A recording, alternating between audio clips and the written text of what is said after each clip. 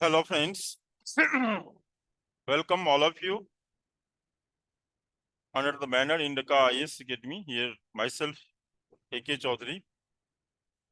This time, हम bilingual approach के तहत इंग्लिश और हिंदी मीडियम दोनों मीडियम के स्टूडेंट्स में फॉलो करते हैं।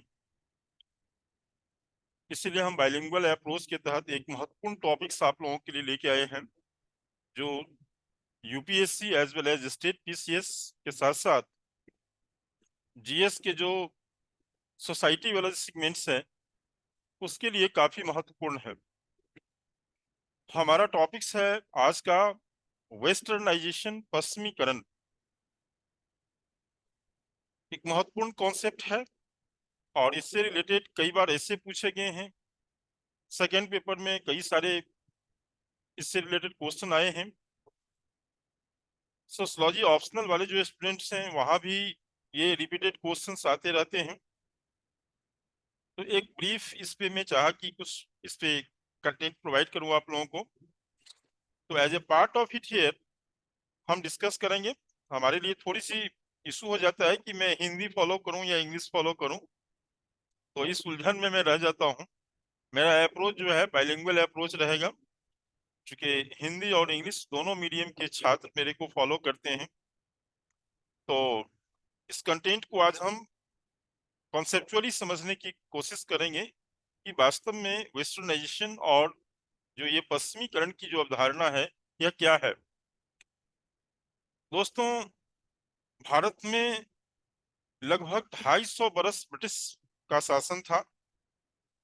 ब्रिटिश शासन काल के दौरान 200-250 वर्षों में ब्रिटिश ने भारत के सामाजिक, आर्थिक और राजनीतिक चीजों को काफी प्रभावित किया और कई प्रकार से उन्होंने एक संरचनात्मक बदलाव लाया।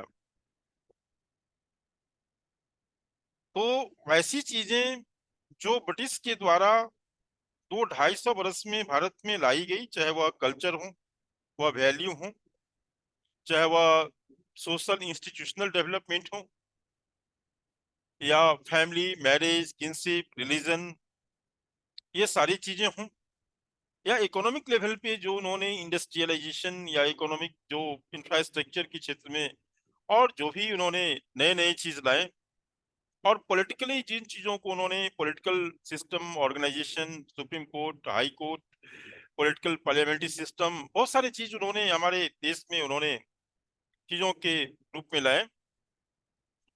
तो इसी एंगल से इसको हम समझने की कोशिश करेंगे।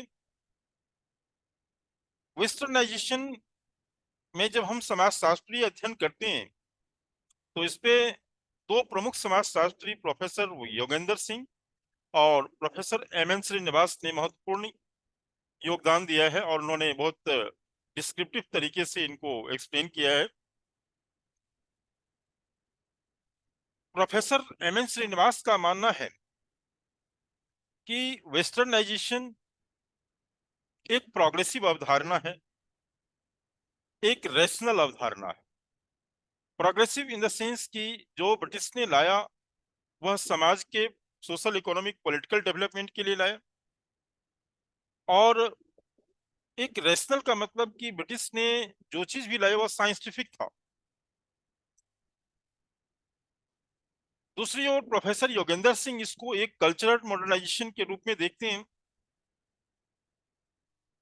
आधुनिकीकरण और पश्चिमीकरण, यानी modernisation and westernisation, it seems both concept seems identical. हमें लगता है कि एक ही जैसा है, बट कॉन्सेप्चुअली ये दोनों एक दूसरे से अलग हैं। आधुनिकीकरण का मतलब है ब्रिटिश के इम्पैक्ट से मतलब नहीं है। इनका मतलब है कि जो कुछ भी नई है, नई टेक्नोलॉजी हो, नया कोई सिस्टम हो, नया ऑर्गेनाइजेशनल डेवलपमेंट हो, तो anythings new whenever you use in your life, simply it is called modernisation. Modern क्या होता है? मॉडर्न एजुकेशन हो, मॉडर्न टेक्नोलॉजी हो, या मॉडर्न हमारा जो गवर्नेंस के तरीके हों। लेकिन इसमें प्रॉब्लम्स क्या हुई कि whatever modern in the 19th and 20th century it was introduced by Britishers, whether it is in industrialization, urbanizations and modern education. तो जो कुछ भी मॉडर्न भारत में आया वह चूंकि ब्रिटिश ने लाया और मतलब वेस्टर्न, इसीलिए हम मॉडर्नाइजेशन को वेस्टर्नाइजेशन समझ लेते हैं। दोस्तों, एक बहुत ही यह रैशनल कॉन्सेप्ट है, रैशनल आउटलुक। यानी वेस्टर्नाइजेशन का जो पहला जो फीचर्स है कि वेस्टर्न होने का मतलब है कि हमारे थॉट में, हमारे दिमाग में, हमारे सोच में रैशनैलिटी रहेगी। इट मींस साइंटिफिक तरीके से हम बात करेंगे, साइंटिफिक तरीके से मेरी सोच विकसित होगी और हम एक गोल ओरिएंटेड लॉजिकल माइंडसेट को हम डेवलप करेंगे। दूसरा जो है वेस्टर्नाइजेशन का जो दूसरा पॉइंट है वो है इंटरेस्ट इन मटेरियल प्रोग्रेस।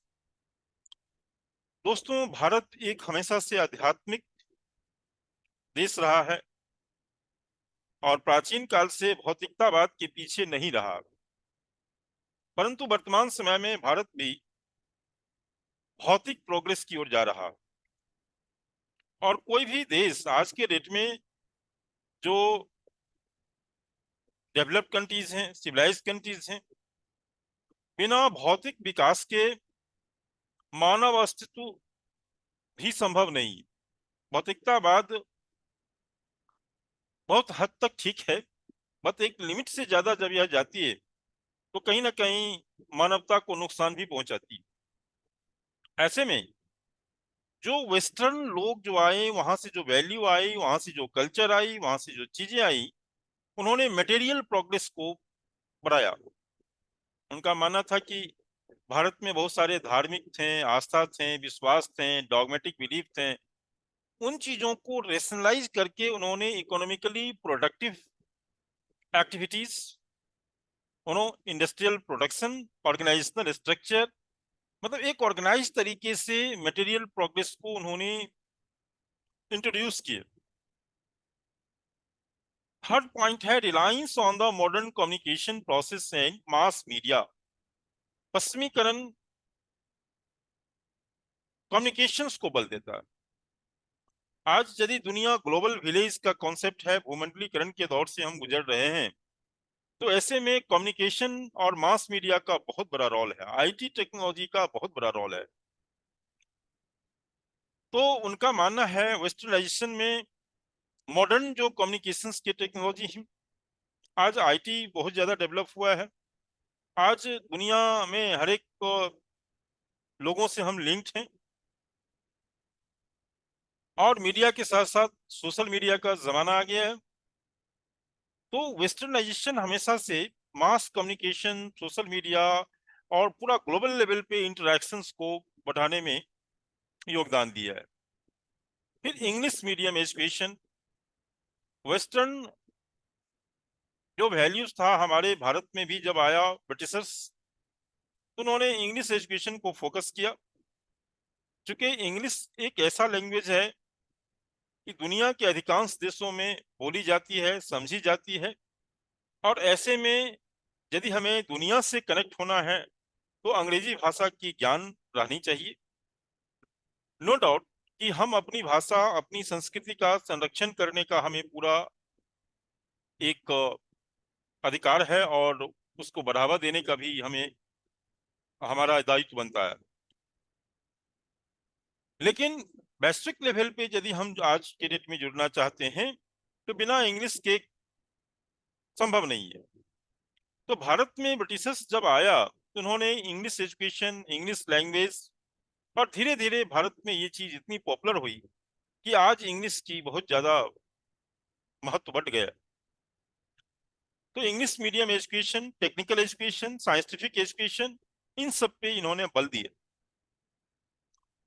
इसके साथ साथ वेस्टर्नाइजेशन हाई सोशल मोबिलिटी को भी बल देता है।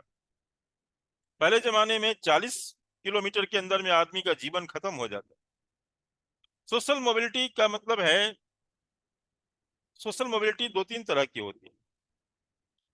एक होता है अपवार्ड सोशल मोबिलिटी, एक होता है डाउनवर्ड सोशल मोबिलिटी।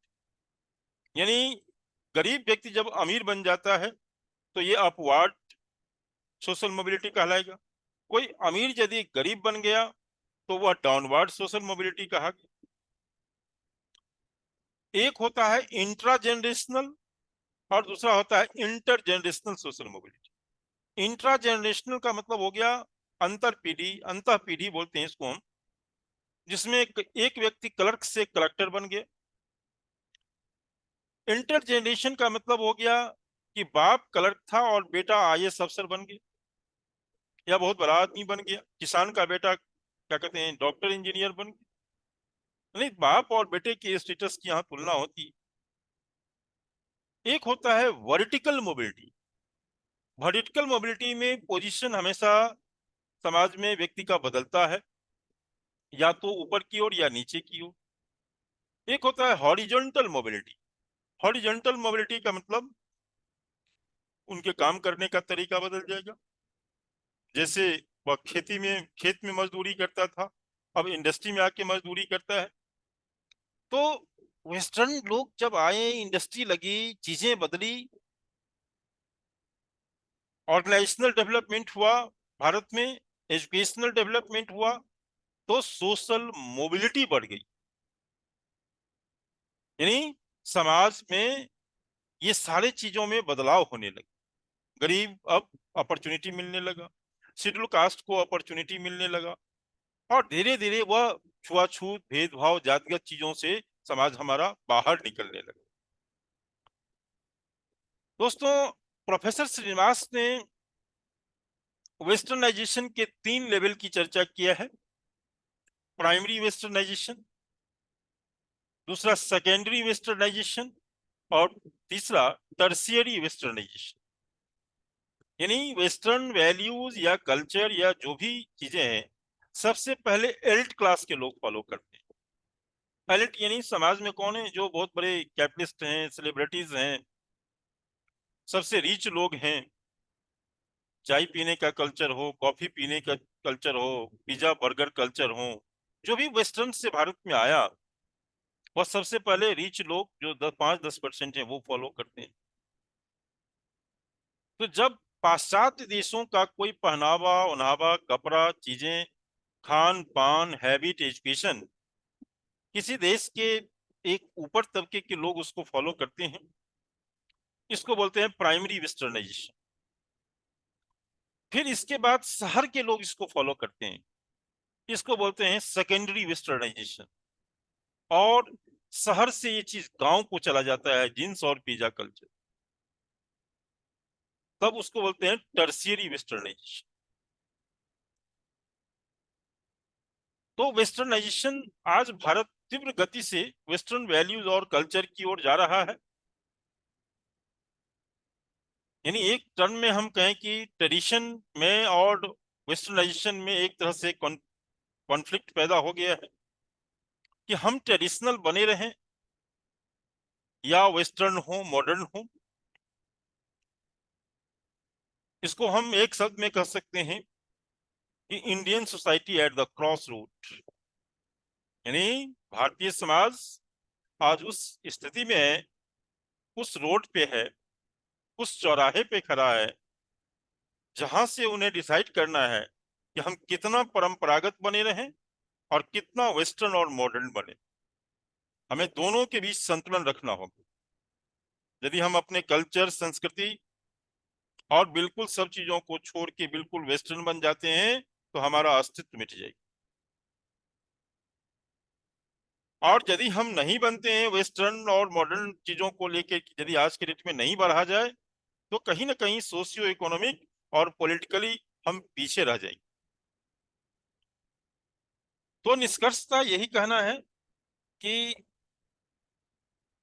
दुनिया जिस ओर जा रहा है, मानव सभ्यता जिधर जा रहा है, पूरे दुनिया के 150-200 देश जिधर जा रहे हैं, उसी ओर आज भारत भी जा रहा है, और भारत उसमें लीडिंग रोल के रूप में है। तो दोस्तों, वेस्टर्नाइजेशन एक बहुत ही रैशनल कॉन्सेप्ट के रूप में आप इसको देखिए, लॉजिकल अवधारणा के रूप में देखिए, प्रोग्रेसिव अवधारणा के रूप में देखिए, और इससे एक देखा जाए तो विकास हुआ है, लेकिन बहुत सारे चीज इसमें खामियां भी है। जैसे इन्होंने ओवर मटेरियलिस्टिक चीजों को बल दिए, बहुत ज्यादा मटेरियलिज्म को बढ़ावा देता है, बहुत ज्यादा मतलब ये धार्मिक या स्पिरिचुअलिज्म या इन चीजों को एक ढकोसला समझता है कि नहीं। तो कहीं ना कहीं से हमारा भारतीय समाज में धर्म और अध्यात्म एक महत्वपूर्ण एक स्थान रहा है। भारत दुनिया के आध्यात्मिक गुरु रहे हैं, धार्मिक गुरु रहे हैं। ऐसे में यह हमारी बहुत बड़ी ताकत है।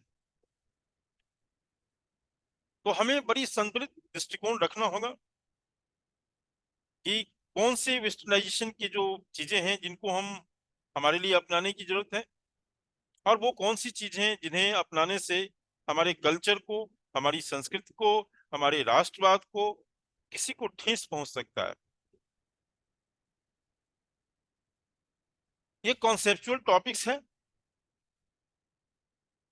और इसको छोटे छोटे क्वेश्चंस में पूछे जाते हैं कि पश्चिमीकरण से आप क्या समझते हैं, पश्चिमीकरण की प्रमुख विशेषताओं की चर्चा करें। आपको पूछ देगा कि मॉडर्नाइजेशन और वेस्टर्नाइजेशन में क्या अंतर है। Do you thinks Indian society is modern, क्या भारतीय समाज मॉडर्न है या वेस्टर्न है। या किसी थिंकर्स के जोड़ देगा, प्रोफेसर एम एन श्रीनिवास का क्या विचार है वेस्टर्नाइजेशन पे। या एस्से के रूप में आपको दिया जा सकता है कि conflict between westernisation and tradition in India, या modernisation and tradition in India. ये सिंपली आपको एक ऐसे लिखने के लिए दिया जा सकता है। तो ऐसे टॉपिक्स को आप जरूर कॉन्सेप्चुअली समझें कि वेस्टर्नाइजेशन जब भी लिखें तो समाजशास्त्र में यदि जनरल जीएस में आप लिखते हैं और थोड़ा बहुत सोशियोलॉजिकल अप्रोच को फॉलो करते हैं, Srinivas, professor M N Srinivas, Yogendra Singh, और थोड़ा सा आप उसको स्पेशलाइज करते हैं आंसर का, तो बेहतर आप आंसर लिख पाएंगे। नेक्स्ट टाइम हम कुछ और ऐसे सोशल इश्यूज या मुद्दे हम लेके आएंगे, और आशा है कि आप पश्चिमीकरण के बारे में कुछ आइडियाज आपको मिला होगा। मैं लिमिटेड शॉर्ट वीडियोस अभी आप लोगों को प्रोवाइड कर रहा हूं, और डेफिनेटली है कि आप लोगों से अच्छे रिस्पॉन्स मिल रहे हैं, जिससे बहुत सारे ऐसे स्टूडेंट जो लंबा वीडियो नहीं देखना चाहते हैं, तो हमारी मजबूरी होती है कि हम कम से कम समय में जो कॉन्सेप्चुअल टॉपिक्स हैं, एनालिटिकल टॉपिक्स हैं, या कुछ फैक्चुअल टॉपिक्स हैं, शॉर्ट वीडियोस बनाएं। तो थोड़ा सा टाइम एक फैक्टर्स होता है। आगे हम इसी तरह से कुछ और कॉन्सेप्ट और महत्वपूर्ण चीज लेके आएंगे, जो संघ लोक सेवा आयोग, स्टेट पीसीएस एग्जामिनेशन के साथ साथ वनडे एग्जामिनेशन के लिए भी काफी उपयोगी और महत्वपूर्ण रहेगा। Thank you friends, all of you, and next times we are meeting with something new topics, new ideas.